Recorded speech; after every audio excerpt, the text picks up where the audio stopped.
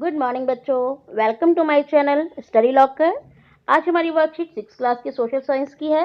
Worksheet 8 है हमारी 4 तारीख की।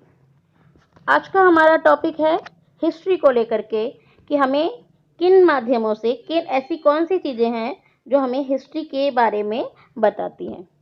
आपके शुरुआत में कुछ क्वेश्चंस दिए गए हैं, जैसे स्टेट योर एज। क्या आप अपनी एज बता सकते हैं? यस, हम बता सकते हैं। Can you tell about member of your family as to what did they eat. क्या आप बता सकते हैं कि आपके फैमिली मेंबर क्या खाते हैं? What did they wear. क्या वो पहनते हैं? What sport did they play. वो कौन सा गेम खेलते हैं? यस, हम बता सकते हैं। आप लोग ऑब्वियसली बात है अपने घर के लोगों के बारे में बता ही सकते हो। Can you tell about your ancestors. अपने पूर्वजों के बारे में। Who were living about 2000 years. जो आज से 2000 साल पहले रहते थे। बिफोर योर बर्थ, आपके जन्म से भी पहले। As to what did they eat. वो क्या खाते थे? What did they wear. वो पहनते क्या थे? What sports did they play. वो कौन सी गेम खेलते थे? In which type of house they live in. वो किन तरीके के घरों में रहते थे। अब प्रॉब्लम आएगी। अभी तक तो हम यस यस कर रहे थे, बट अब नो, क्योंकि 2000 साल पहले हमें कैसे पता? कोई भी बताने हमें नहीं आया 2000 पहले का कि हम क्या खाते थे। लेकिन हमें कुछ लोगों को पता चल जाता है। और वो कैसे पता लगता है, किस माध्यम से पता लगता है, वो आज हम इस वर्कशीट में पढ़ेंगे। बच्चों, अगर ये आपको वीडियो पसंद आ रही है तो इसको लाइक ज़रूर करें, अपने फ्रेंड्स के साथ शेयर करें और मेरे चैनल को सब्सक्राइब करें। चलिए आप चलते हैं। इसमें आपको 3 चीज़ें स्पेशल नज़र आ रही है। इसमें एक वर्ड आपको मैन्यूस्क्रिप्ट नज़र आ रहा होगा, एक इंस्क्रिप्शंस और एक रिमेन्स एंड स्कल्पचर्स। ये 3 वो मेन सोर्सेज हैं जिनसे हमें पता चलता है कि पास्ट में क्या हुआ था। भाई, उन लोगों ने तो हमें नहीं बताया कि उन लोगों ने क्या किया, लेकिन उन्होंने कुछ चीज़ें ऐसी की हैं जिससे हमें पता चल जाता है। अब जैसे कि आप लोगों ने अपने मम्मी पापा की कोई मार्कशीट उठाई और बोला, अरे आपके तो इतने नंबर आए थे। तो पता कैसे चला? वो आपने पास्ट के डॉक्यूमेंट्स उठाए। जब हम पास्ट के डॉक्यूमेंट उठाते हैं तो हमें पता चलता है अपने परिवार के बारे में। अब ये 2-2 हजार साल पहले के डॉक्यूमेंट्स हैं। सबसे पहले आता है मैन्यूस्क्रिप्ट। मैन्यूस्क्रिप्ट का मतलब होता है वो चीज़ें जो हमने हैंड रिटन चीज़ें हैं हमारी। ठीक।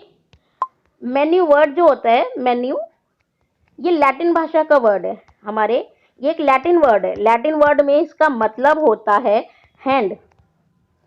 इसीलिए मैन्यूस्क्रिप्ट, स्क्रिप्ट मतलब जो है लेख, जो आपकी लिपि है स्क्रिप्ट, वो हाथ से लिखी है, इसलिए manuscript. Hand written books in the past were called manuscript. जो बुक्स पुराने वक्त में, अतीत में हाथ से लिखी गई है, उनको मैन्यूस्क्रिप्ट कहा जाता था। ठीक। It is derive from a Latin word menu which means hand. ये किससे यूज किया जाता है? किस मैन्यूस्क्रिप्ट किस वर्ड से निकला है? मेन्यू से, जो कि जिसका लैटिन भाषा में अर्थ होता है हैंड। मेन्यू वर्ड आपसे पूछा जाएगा तो कौन सी भाषा का है? लैटिन का है। These were usually written on palm leaf. ताड़ पत्रों पे बेसिकली इन्हें लिखा जाता था। और on the specially prepared bark of a tree known as the birch. ये जो बर्च नाम का पेड़ है, इसको भुर्ज भी कहा जाता है, सनोबर भी कहा जाता है।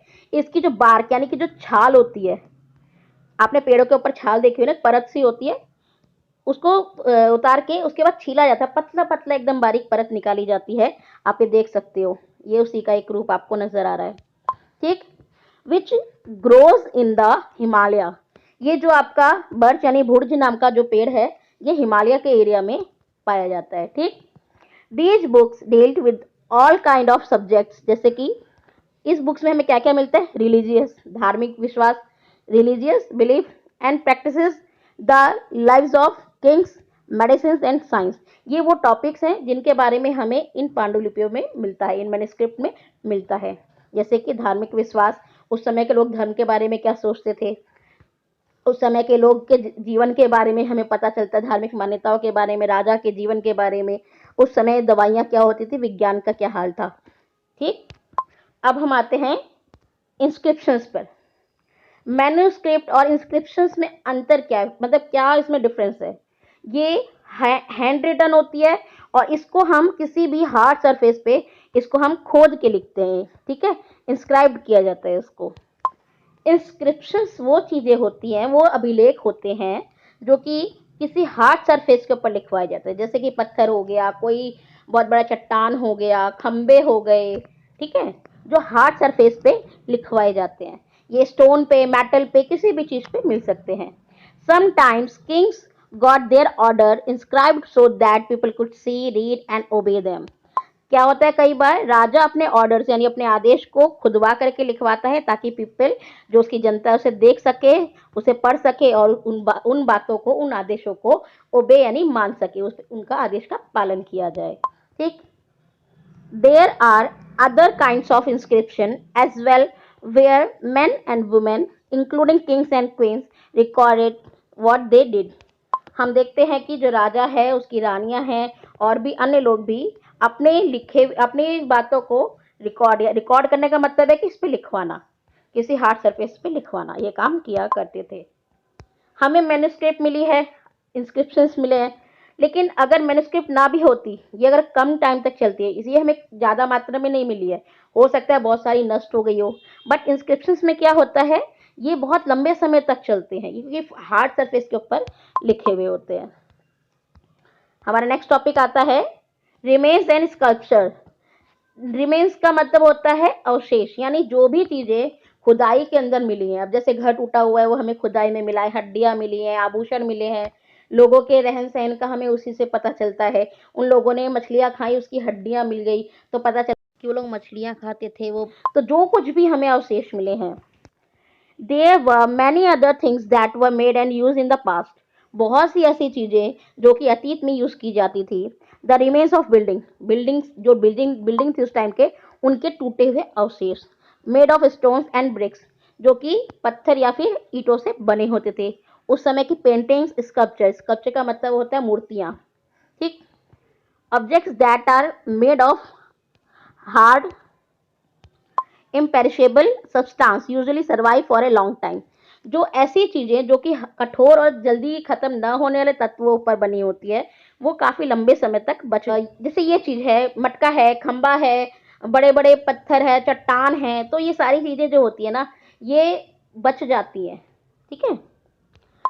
Archaeologist also look for bones. वो लोग हड्डियों के लिए भी देखते हैं कि वो for of animals, bird, fish, मतलब कि जो हड्डियां मिलती है वो हमें बताती है कि वो किन एनिमल्स को पाल रहे थे, बर्ड्स को खा रहे थे, वो फिश को खा रहे थे। To find out what people ate in the past. जो आर्कोलॉजिस्ट है, आर्कोलॉजिस्ट का मतलब होता है those who study the objects made and used in the past are called archaeologists। जो भी अतीत में चीजें बनी हुई हैं और यूज की जा रही थी, उनका जब हम अध्ययन करता है जो, उसे हम आर्कोलॉजिस्ट कहते हैं। उसे हिंदी में से पुरातत्वविद कहा जाता है। ये लोग बोन्स को, जो भी चीजें मिल रही हैं उन सब चीजों को देखते हैं, जैसे एनिमल, बर्ड और फिश की बोन को देख के उन्हें पता चलता है कि लोग उन्हें खाते थे। Plant remain survive for more rarely.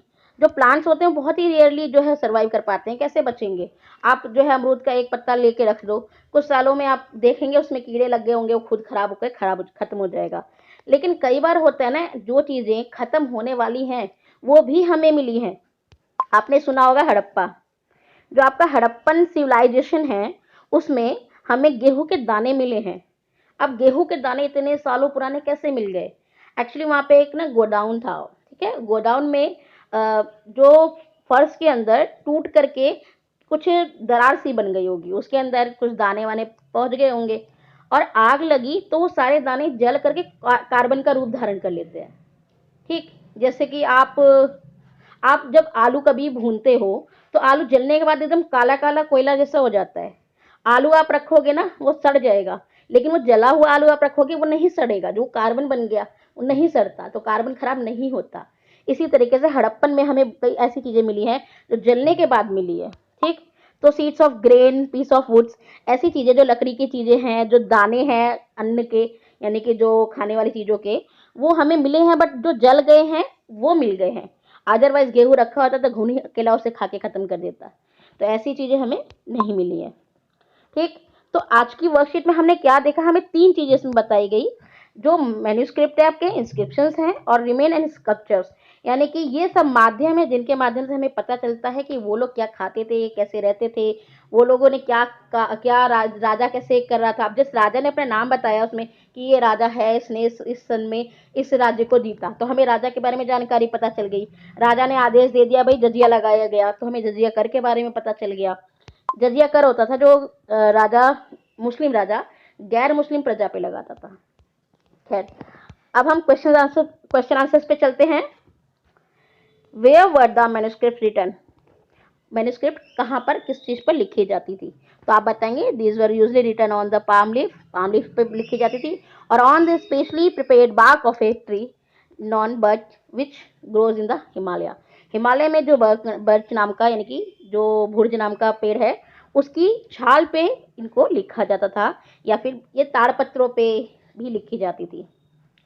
Why did the ruler make inscription? Inscription क्यों बना रहे थे जो राजा थे? King got their order inscribed to so that people could see, read and obey them. जो राजा अपने आदेशों को उस पर लिखवाते थे जिससे कि उसकी जनता उसे देख सके, पढ़ सके और उन बातों को मान सके। थर्ड क्वेश्चन है, who are called the archaeologist? Archaeologist किसे कहा जाता है? पुरातत्वविद किसको कहा जाता है? Those who study the objects made and used in the past are called archaeologists. जो लोग अध्ययन करते हैं कि जो चीजें प्राचीन समय में, पास्ट में जो चीज यूज की जा रही थी, वो आर्कियोलॉजिस्ट कहलाते हैं। जैसे कि कोई हड़प्पा का अध्ययन कर रहा है, जो चीज खुदाई में निकली है उन सब का अध्ययन करके इतिहास को समझने की कोशिश कर रहा है, वो आपका आर्कियोलॉजिस्ट कहलाता है। आई होप आपको ये वीडियो पसंद आई होगी। इसको लाइक करें, मेरे चैनल को सब्सक्राइब करें, ताकि जो भी मैं दोबारा वीडियो डालूं तो आपके तक आसानी से पहुंच जाए। Thank you so much.